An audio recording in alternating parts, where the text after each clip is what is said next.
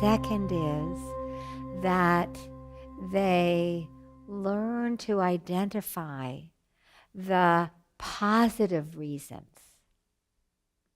why they eat compulsively. Now that might seem like a, there are no positive reasons.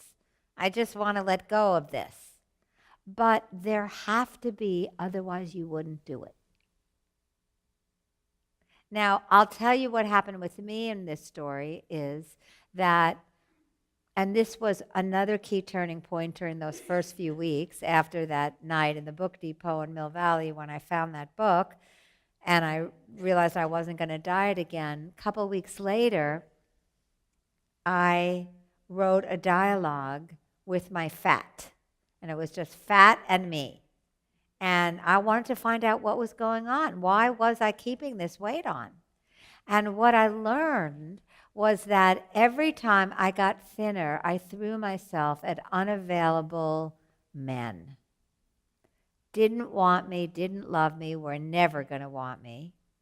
They were sometimes GU, geographically undesirable, because they lived across the country in a different part of the world.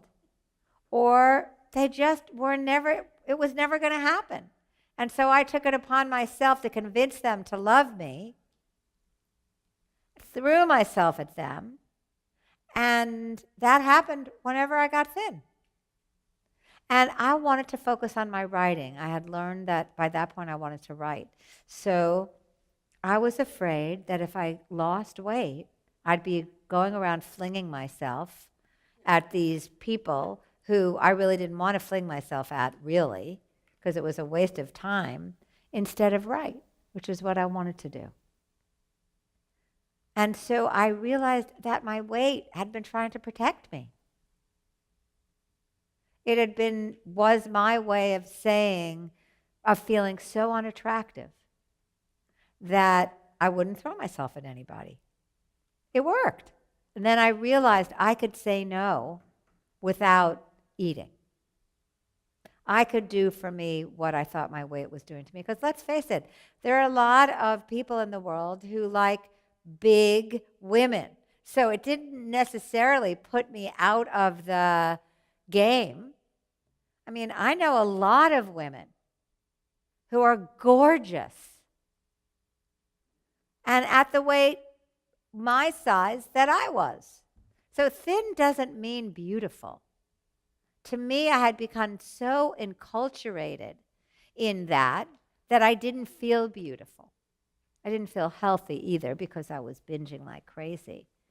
But it's not about your size. It's about how you feel about yourself, the power you give to your weight to speak for you or diminish you. So we identify the positive reasons. Size is not, there isn't a prerequisite that you be at a particular weight in order to feel attractive.